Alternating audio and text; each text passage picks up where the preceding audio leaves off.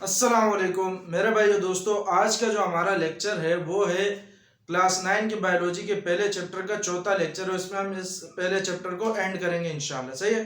तो इस लेक्चर में जो हमारे टॉपिक रहेंगे वो रहेगा कि भाई फ्रॉग के बारे में, अल्लाह आपका भला करे, मस्टर्ड प्लांट के बारे में, अमीबा के बारे में और वॉलवॉक्स के बारे में। सही है। तो हमने जिक्र किया था पिछले लेक्चर में multi cellular organism, unicellular organism और जो कॉलोनी में रहने वाले होते। सही है। तो हमने देखा था कि भाई मल्टी सेलुलर ऑर्गेनिज्म कौन से होते हैं, जो बहुत सारे सेल से मिलकर बनते हैं। सही है। तो उसी की दो एग्जांपल यहाँ पे लिखी है, एक मस्टर्ड प्लांट, एक फ्रॉग। सही है। मस्टर्ड प्लांट इसका कॉमन नेम है, जैसे कि मैंने आप लोगों को टेक्सोनोमी की ब्रांच के बारे में बताया था कि भाई हर ऑर्गेनिज्म का एक अलग सा बायोलॉजिकल नेम होता है। सही है। जैसे इंसानों का होता है होमो सेपियंस। सही है। इसी तरीके से मस्टर्ड प्लांट का बायोलॉजिकल नेम होता है ब्रासिका कैम्पेस्ट्रिस। सही है। अच्छा, इसके नीचे ये लाइन लगाना जरूरी है, ये फिर मैं आपको आगे के चैप्टर में बताऊंगा कि उसमें बताया गया है कि भाई बायोलॉजिकल नेम लिखने का तरीका कैसा है। सही है। तो उसमें फिर ये चीजें बताते हैं कि भाई लाइन लगाना क्यों जरूरी है। अच्छा, इसको लोकल नेम अगर हम उर्दू में कहें तो ये सरसों का पौधा होता है। सही है। सरसों का साग नाम सुना होगा आप लोगों ने। सही है। तो ये वो वाला पौधा होता है, इसको इंग्लिश में मस्टर्ड प्लांट कहते हैं। बायोलॉजिकल नेम इसका है ब्रासिका कैम्पेस्ट्रिस और लोकल नेम इसका है सरसों। सही है। ये एक मल्टी सेलुलर होता है। सही है। प्लांट है, पौधा है, तो बहुत सारे सेल से मिलकर बनता है और इसको उगाया जाता है अमूमन विंटर सीजन यानी सर्दियों के मौसम में इसको कल्टीवेट यानी उगाया जाता है। सही है। इसके पत्ते खाने के काम में आते हैं। सही, आप लोगों ने सुना है ना, सरसों का साग जो होता है वो पत्ते हम खाते ही हैं। सही। तो इसके जो पत्ते होते हैं उसको एज अ वेजिटेबल यानी सब्जी के तौर पे इस्तेमाल किया जाता है, लेकिन इसके जो बीज होते हैं, जो इसके सीड होते हैं, उसमें उसको ऑयल एक्सट्रैक्शन यानी उसमें से उसको तेल निकालने के लिए इस्तेमाल किया जाता है, जिसको हम वेजिटेबल ऑयल भी कहते हैं, जिसको खाने वगैरह में इस्तेमाल करते हैं अमूमन। सही है। तो सीड से इसके ऑयल निकाले जाते हैं, बीज जो इसके होते हैं, और पत्तों को इसके वेजिटेबल यानी सब्जी के तौर पे इस्तेमाल किया जाता है। इसकी जो लेंथ होती है, लंबाई होती है, वो 1 से 1.5 मीटर के दरमियान होती है। सही है। और इस प्लांट के दो हिस्से होते हैं। इस प्लांट के अमूमन हर प्लांट के दो हिस्से होते हैं। एक हिस्सा कहलाता है वेजिटेटिव पार्ट और दूसरा हिस्सा कहलाता है रिप्रोडक्टिव पार्ट। वेजिटेटिव पार्ट में हमारे पास तीन चीजें आती है बेसिकली। एक होता है रूट, स्टेम, लीव। सही है। रूट, स्टेम और जो लीव्स हैं ये हमारे पास वेजिटेटिव पार्ट कहलाते हैं, लेकिन जो हमारे पास रिप्रोडक्टिव पार्ट होते हैं ये कहलाते हैं फ्लावर्स। फ्लावर्स रिप्रोडक्टिव पार्ट क्यों होते हैं? क्योंकि फ्लावर्स में बीज बनते हैं और उसी बीज से फिर नया पौधा उगता है, इसीलिए हमारे पास फ्लावर जो होते हैं वो रिप्रोडक्टिव पार्ट कहलाते हैं। सही है। तो ये कुछ पॉइंट थे मस्टर्ड प्लांट यानी ब्रासिका कैम्पेस्ट्रिस के बारे में। अब जरा आते हैं फ्रॉग के बारे में। कुछ पॉइंट है कि फ्रॉग का कॉमन नेम फ्रॉग ही है। सही है। जिसको हम उर्दू में क्या कहते हैं? मेंढक कहते हैं। इसका बायोलॉजिकल नेम है राना टिग्रीना। सही है। ये भी हमारे पास एक मल्टी सेलुलर एनिमल है और एम्फीबियन है ये। सही है। ये हमारे पास क्या? एम्फीबियन। एम्फीबियन वो एनिमल होते हैं कि जो प्लांट जो अल्लाह आपका भला करे, प्लांट नहीं, एम्फीबियन वो एनिमल होते हैं जो जमीन पे भी रह सके और पानी के अंदर भी सरवाइव करते हैं। सही। जो जमीन पे भी रहते हैं और पानी में भी रहते हैं उनको हम कहते हैं एम्फीबियन। सही है। इसकी बॉडी के दो हिस्से होते हैं, एक होता है हेड, एक होता है ट्रंक। सही है। सर और सर के पीछे वाला हिस्सा जो होता है वो सारा कहलाता है इसका ट्रंक। और इसकी गर्दन नहीं होती यानी इसमें नेक नहीं होती। जो इसकी सर है वो इसके डायरेक्ट ट्रंक यानी धड़ यानी ये गर्दन के नीचे वाला हिस्सा जो होता है ये ट्रंक कहलाता है। तो इसकी सर जो है वो डायरेक्ट ट्रंक से जुड़ी होती है, नेक नहीं होती इसमें यानी गर्दन नहीं होती इसकी। अच्छा, आप लोगों ने देखा होगा अक्सर छोटे छोटे इंसेक्ट्स यानी मक्खियां वगैरह खाती है। फीड्स का मतलब इसकी खुराक जो है, खुराक क्या है इसकी? स्मॉल इंसेक्ट्स वगैरह।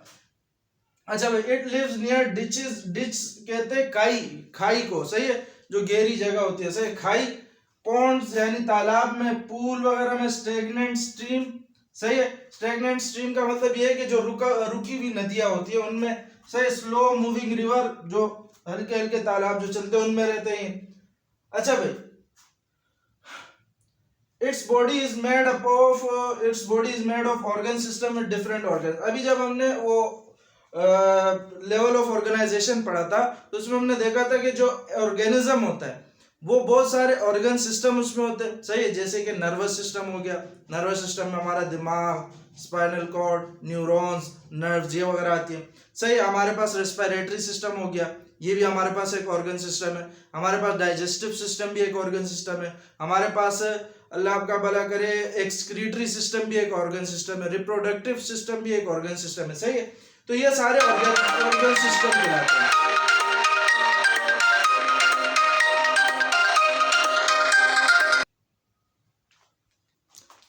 अच्छा भाई, तो ये सारे हमारे पास क्या कहलाते हैं, ऑर्गन सिस्टम। और इन ऑर्गन सिस्टम्स को जब ये सारे आपस में एक साथ काम करते हैं तो हम इससे कहते हैं कि भाई इससे हमारे पास एक बनता है एक मल्टी सेलुलर ऑर्गेनिज्म, सही है। और ये ऑर्गन सिस्टम भी ऑर्गन से मिलकर बने होते हैं, जैसे कि रेस्पिरेटरी सिस्टम हो गया, डाइजेस्टिव सिस्टम हो गया। डाइजेस्टिव सिस्टम में हमारे पास अलग अलग ऑर्गन होते हैं, जैसे कि पेनक्रियाज हो एक अलग ऑर्गन है, लार्ज इंटेस्टाइन एक अलग ऑर्गन है, स्मॉल इंटेस्टाइन एक अलग ऑर्गन है, हमारे पास लिवर एक अलग अलग ऑर्गन है। ये सारे के सारे डाइजेस्टिव सिस्टम में आ रहे होते हैं, सही।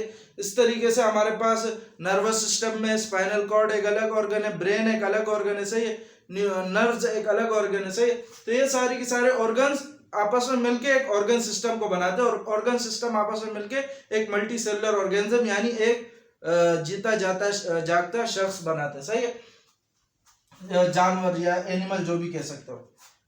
अच्छा भाई, its body is made up of organ system with different organ. इसमें भी बहुत सारे ऑर्गन सिस्टम होते हैं जो कि मुख्तलिफ ऑर्गन से बने होते हैं, सही है। और जो ऑर्गन है, ऑर्गन आपको पता है किससे मिलकर बनते हैं, टिश्यू से। तो ये इसमें भी यही है कि भाई इसके जो ऑर्गन है वो किससे मिलकर बने होते हैं, मुख्तलिफ किस्म के टिश्यूज। जैसे कि हमारे पास एपिथेलियल टिश्यू, एपिथेलियल टिश्यू ये होते हैं जो बॉडी के सरफेस जिससे बनती है, वो एपिथेलियल टिश्यू कहलाते हैं। ग्लैंडुलर टिश्यू वो टिश्यूज होती है जिससे आपका स्वेट, पसीना वगैरह ये जो चीजें जो एक्सक्रीटरी प्रोडक्ट जो सिक्रीट करते हैं, सही, यानी वेस्ट प्रोडक्ट जो मतलब जो प्रोडक्ट जो सिक्रीशन होती है, यानी किसी प्रोडक्ट का जब बाहर आता है तो वो उस ग्लैंडुलर टिश्यूज में मदद करता है, सही। तो ग्लैंडुलर टिश्यू से बाहर आता है, जैसे हमारा पसीना हो गया, ये भी ग्लैंडुलर टिश्यू से आता है, सही। इस तरीके से मस्कुलर टिश्यू मसल्स में होते हैं, सही है। नर्वस टिश्यू जो हमारा नर्वस सिस्टम है, ब्रेन, स्पाइनल कॉर्ड वगैरह इसमें होते हैं, सही है। तो और भी मुख्तलिफ किस्म के टिश्यूज होते हैं इसमें। अच्छा भाई, अब जरा आगे आते हैं अपना अमीबा पे। अच्छा भाई, तो अगला हमारा जो ऑर्गेनिज्म है वो है अमीबा, जो कि एक यूनिसेलुलर ऑर्गेनिज्म है, और वॉल्वॉक्स एक कॉलोनियल ऑर्गेनाइजेशन होती है, सही है। अच्छा भाई, यूनिसेलुलर ऑर्गेनिज्म यानी एक सेल से मिलकर बना होगा, सही है। और ये अमूमन मड यानी दलदल और शेलो पॉन्ड, शेलो कहते हैं उसको, अल्लाह आपका भला करे। एक पानी में एक रीजन होता है डीप, सही, एक होता है गहरा और एक होता है कम गहरा, यानी वो जगह जहाँ पे पानी कम हो। तो जहाँ पे पानी कम होता है वो हिस्सा कहलाता है शेलो, सही है। तो शेलो पॉन्ड यानी कम गहरे तालाब वगैरह होते हैं और पूल वगैरह, उसमें पाए जाते हैं अमीबा। और एट एनी स्टेगनेंट वाटर, किसी भी रुके हुए पानी पे भी अमीबा पाया जाता है, सही है। मड और दलदल में भी पाया जाता है, और एक ये यूनिसेलुलर ऑर्गेनिज्म है। दूसरा, इसका साइज होता है तकरीबन 0.25 मिलीमीटर। इसका शेप इर्रेगुलर शेप होता है, ये आप देख सकते हो कि भाई इसका शेप इर्रेगुलर, ये एक फिक्स शेप, मेंटेन शेप नहीं होता, बल्कि इर्रेगुलर चेंज होता रहता है इसका शेप। इसके पास से एक सेल मेम्ब्रेन होती है। सेल मेम्ब्रेन जो बाहर की कवरिंग होती है ना, जो सबसे बाहर की कवरिंग होती है, उसको हम सेल मेम्ब्रेन कहते हैं। सेल मेम्ब्रेन, इसके अंदर बहुत सारे मॉलिक्यूल्स होते हैं सेल के अंदर। ये इस मॉलिक्यूल्स को मूव कराते हैं जब ये कॉन्ट्रैक्ट और रिलैक्स होता है, यानी दबता और खुलता है। ये सेल मेम्ब्रेन ऐसे दबता और रिलैक्स होता है, तो ये इन मॉलिक्यूल्स की मूवमेंट कराता है। और साथ में ये जो अंदर का हिस्सा है इसको हम कहते हैं साइटोप्लाज्म, इसकी प्रोटेक्शन भी कर रहा होता है, सही है। ये बाहर की सेल मेम्ब्रेन, यहाँ मैंने मेंशन भी किया हुआ है।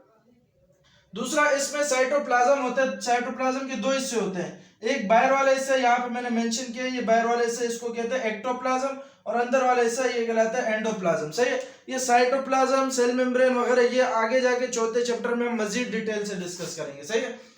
अच्छा भाई, इसमें इसके बाद आते हैं साइटोप्लाज्म में हमारे पास एक न्यूक्लियस मौजूद होता है। इसमें फूड वैक्यूल, जहाँ पे फूड स्टोर करते हैं, कॉन्ट्रेक्टाइल वैक्यूल होता है जहाँ पे ये पानी को स्टोर करते हैं, सही है।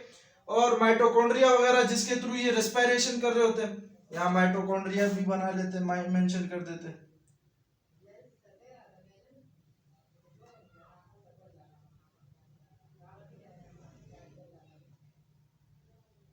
सही है। तो ये सारी चीजें हम चौथे चैप्टर में इंशाल्लाह मजीद से डिटेल से डिस्कस करेंगे, सही है।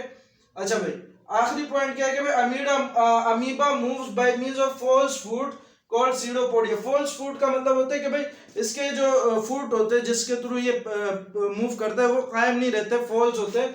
यानी जैसे हमारे हम पैर ही है, ये पैर बदलते तो नहीं है ना इस तरीके से, तो हमारे ट्रू फुट है, इसके फॉल्स फुट है। ये जैसे ये देखो इस तरीके से प्रोजेक्शन बनती रहती है, ये जैसे आपको ये यू शेप नजर आ रहा है, इस तरीके से प्रोजेक्शन बनती रहती है इसके थ्रू, इसी को हम कहते हैं सीडोपोडिया, इस प्रोजेक्शन को। सही है, ये यू शेप का जो ऐसे बना हुआ है इसको हम कहते हैं सीडोपोडिया, और इसके थ्रू ये मूवमेंट कर रहा होता है। सही, जैसे हम पैरों के थ्रू मूवमेंट करते हैं इस तरीके से ये इस सीडोपोडिया के थ्रू मूवमेंट करते हैं। इसके बाद आते हैं हम अपना वॉल्वॉक्स पे। वॉल्वॉक्स के एक ग्रीन एल्गी है और इसकी फैमिली का नाम होता है वोल्वोकेसियाए। सही है, वोल्वोकेसिया, इस नाम को याद कर लें। अच्छा भाई, ये स्पेरिकल कॉलोनीज बनाता है। सही है, तकरीबन 50,000 सेल, एक वॉल्वॉक्स में एक सेल होगा तो 50,000 सेल जब आपस में मिलते हैं तो एक कॉलोनी बनाते हैं वॉल्वॉक्स की। सही है, और जो कॉलोनी होती है वो गोल शेप की होती है, आपकी बुक में डायग्राम भी बनी हो, देख लीजिएगा। हाँ, ये हमारे पास फ्रेश वाटर में पाए जाते हैं, फ्रेश वाटर यानी मीठे पानी में। और इसके बारे में पहले जिसने बताया था उसका नाम था एंटनी वेन लीवेनहुक। सही है, 1700 में एंटनी वेन लीवेनहुक ने इसके बारे में पहले बताया। अच्छा भाई, वॉल्वॉक्स जो है वो एक कॉलोनी की शक्ल में रहते हैं क्योंकि ये कॉलोनियल ऑर्गेनाइजेशन की एग्जांपल हम पढ़ रहे हैं। हर वॉल्वॉक्स के पास 2 फ्लैजिला होते हैं, इस तरीके से ये वॉल्वॉक्स है, यहाँ पे इस तरीके से 2 फ्लैजिला होते हैं। ये फ्लैजिला बीट करते रहते हैं, बीट इसलिए करते हैं ताकि इनकी जो कॉलोनी हो स्फेरिकल शक्ल इख्तियार कर ले, यानी गोल शक्ल इख्तियार कर ले। सही है, तो each volvox has 2 flagella which beat together to roll the body in water. से रोल करना यानी गोल शक्ल इख्तियार करना। Volvox cells have chlorophyll. अच्छा, वॉल्वॉक्स के सेल के अंदर क्लोरोफिल भी मौजूद होता है, जिससे इसको ये फायदा होता है कि ये अपना खाना खुद अंदर ही अंदर बना लेता है, इसको बाहर से खाना लेने की जरूरत नहीं होती। जैसे हमें बाहर से खाना लेने की जरूरत होती है तो इसको खाना लेने की जरूरत नहीं होती, ये अपना खाना खुद बनाता है। और उस जिस प्रोसेस से खाना बनाते हैं उसको हम कहते हैं फोटोसिंथेसिस। इसको भी आगे मजीद डिटेल में डिस्कस करेंगे आगे के चैप्टर में। अच्छा, ये वॉल्वॉक्स जो होता है ये हार्मफुल नहीं होता, यानी नुकसानदेह नहीं होता, क्योंकि ये कोई भी जहरीला सब्सटेंस प्रोड्यूस नहीं करता।